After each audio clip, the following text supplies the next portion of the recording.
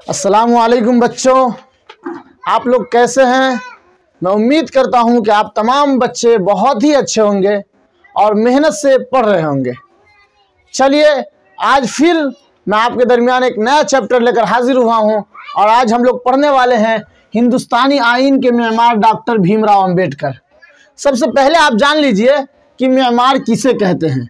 मेमार मतलब किसी चीज़ का बनाने वाला मिस्त्री, उसको मेमार कहते हैं। एक मकान बनाता है तो उस मकान के बनाने वाला मेमार कौन है? मिस्त्री है। तो क्या कहलाता है? मेमार कहलाता है। इन्होंने जो है हिंदुस्तानी कानून जो है, आइन जो है, दस्तूर जो है, उसको इन्होंने लिखा है, इसलिए इन्हें हिंदुस्तानी आइन के मेमार कहा गया। हिंदुस्तानी आइन का मेमार, ठीक है।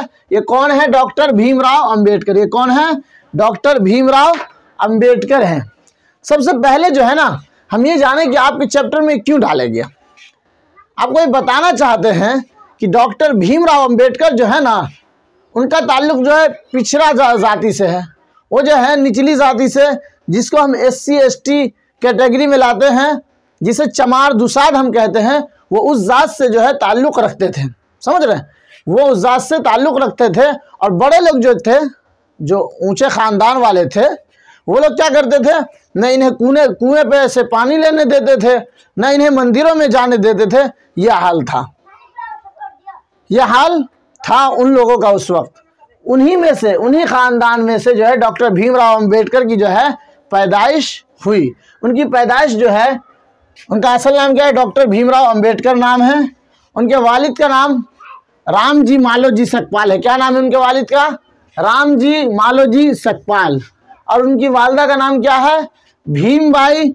और उनके दादा का नाम जो है वो मालोजी है। बहरहाल डॉक्टर भीमराव अंबेडकर की पैदाइश उसी ख़ानदान में जो है 14 अप्रैल 1891 ईस्वी में महू सेंट्रल इंडिया में हुई। महू सेंट्रल इंडिया कहाँ आता है? महाराष्ट्र में आता है। कहाँ आता है? महाराष्ट्र में आता है। महाराष्ट्र जो कि मुंबई वगैरह है, पुणे है, ये तमाम चीज़ें महाराष्ट्र में आती है। इतनी चीज़ आप समझ गए होंगे। आगे हम देखते हैं। इन शर्त रखी थी कि जो बच्चे पढ़े लिखे होंगे हम उन्हीं को मुलाजमत देंगे, नौकरी देंगे। बहरहाल उनकी ये खुशकिस्मती थी कि डॉक्टर भीमराव अंबेडकर के जो वालिद साहब थे, रामजी मालोजी सकपाल और मालोजी, ये दोनों लोग पढ़े लिखे थे, तो इनको जो है नौकरी मिल गई फौज में। भीमराव की उम्र अभी 2 साल की थी कि उनके वालिद जो है रिटायर कर गए। 14 साल तक रामजी फौजी स्कूल में हेडमास्टर थे। और जो रिटायर करके वक्त, उनका रिटायर करते वक्त जो है उनका ओहदा जो है सूबेदार मेजर का था। जब ये रिटायर हुए तो सभी लोग, ये ख़ानदान जो है सेंट्रल इंडिया को छोड़ चला गया और वहीं जाके बस गया, जो कि अभी कहाँ? कोकन इलाके में। कहाँ है? कोकन के इलाके में। कहाँ पड़ता है? जो कि कोकन के इलाके में पड़ता है। और 5 साल की उम्र में जो है डॉक्टर भीमराव अंबेडकर को एक स्कूल में दाखिला हुआ और वहीं राम जी को सितारा में नौकरी भी मिल गई। इस तरह ये ख़ानदान जो है सितारा में चला गया। ये थी यहाँ तक की कहानी। अब आगे हम देखते हैं कि भीमराव शुरू से तालीम के मामले में जो है संजीदा नहीं थे। वो इस ताल्लुक़ से सोचते नहीं थे कि तालीम से क्या हो सकता है। लेकिन आगे चलकर जब उन्हें तालीम की अहमियत और अफादियत का अंदाज़ा हुआ तो तालीम पर पूरी तवज्जो लगा दिए और मेहनत से जो है अपनी तालीम करने लगे।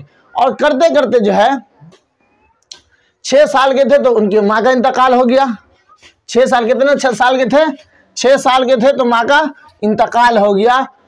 6 साल के थे तो उनकी वालदा का इंतकाल हो गया। और उसकी जो है देखभाल उस ख़ानदान की रामजी सकपाल जो है, रामजी सकपाल, रामजी मालोजी सकपाल जो उनकी बहन है, रामजी मालोजी सकपाल की जो बहन है, उन्होंने इसे देखभाल किया। यानी डॉक्टर भीमराव अंबेडकर की फुफ्फू जो है इस पूरे ख़ानदान की देखभाल। अंबेडकर का दाखिला एल्फिस्टन हाई स्कूल में हुआ, जिसमें भीमराव अंबेडकर पढ़ते थे। माहौल तो अच्छा नहीं था। यहाँ के भीमराव के साथ जो है भेदभाव, जात पात का तमाम चीज़ होता था। स्कूल के सिर्फ तलबा ही नहीं बल्कि असातिज़ा भी इन्हें जो है मज़म्मत करते थे, हक़ारत की नज़र से देखते थे।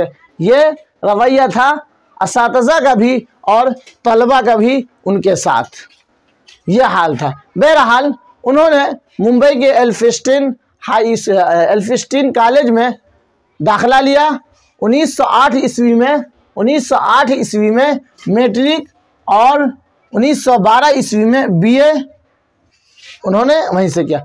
जब उन्होंने मैट्रिक का एग्ज़ाम पास किया तो जो है महार जात के लिए बहुत बड़ी बात थी कि कोई बच्चा मैट्रिक इम्तहान पास किया है। बहरहाल उन लोगों ने एक प्रोग्राम करवाया और उस प्रोग्राम में इसे जो है डॉक्टर भीमराव अंबेडकर को सम्मान दिया, इसलिए ये प्रोग्राम करवाया गया। इस प्रोग्राम के बाद उन्होंने बीए भी एल्फिस्टन कॉलेज ही से किया। फिर वो बड़ौदा स्टेट के वजीफे से अमेरिका चले गए। कहाँ चले गए? अमेरिका चले गए। और अमेरिका जाने के बाद यूनिवर्सिटी में दाखिला लिया। उन्होंने माशियात से एमए किया। कहते हैं एक चीज़ समझ लीजिए, माशियात, माशियात मीन्स इकोनॉमिक्स, इकोनॉमिक्स। माशियात को हम क्या कहते हैं? इकोनॉमिक्स में उन्होंने दाखिला लिया और 1916 ईस्वी में लंदन से पीएचडी की डिग्री हासिल की और उसी साल वो इंग्लैंड भी चले गए। उन्होंने 1916 ईस्वी में लंदन स्कूल ऑफ इकोनॉमिक्स में दाखिला लिया। साथ ही उन्होंने एमएससी और बैरिस्टरी की तैयारी भी करते रहे, लेकिन जब उनका वजीफ़ा रुक गया तो उनको, यानी कि ये जो है बड़ौदा स्टेट जो है, इन्होंने वजीफ़ा इसका रोक दिया। तो जब इनका वजीफ़ा रुक गया तो उनको वापस हिंदुस्तान आना पड़ा। इसकी हैसियत से सेडी होम कॉलेज में, किसमें?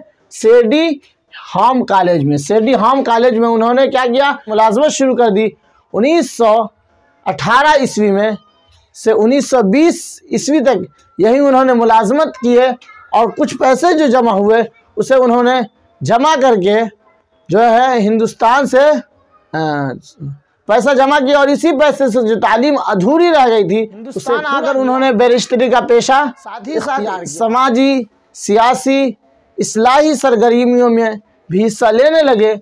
उन्होंने अछूतों को ये इस्लाह दी कि जो है आप अखलाकी बर्ताव को दुरुस्त कीजिए, तलफ़्फ़ुज़ को दुरुस्त कीजिए और मुर्दा जानवर को जो खाते हैं, ये चमार का जो रवैया होता है उससे अलग हटिए। हम भी इंसान हैं आपकी तरह, आप भी इंसान हैं, दोनों आदमी ऊपर उठिए और कुछ अच्छा करके दिखलाइए, इसी में मत रहिए, उन्होंने कहा।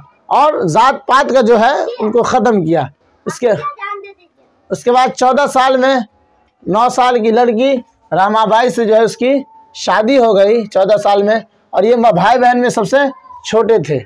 बहरहाल ये तमाम चीज़ें थी। उसका इंतकाल 5 दिसंबर 1956 ईस्वी को उन्होंने वफ़ात पाई।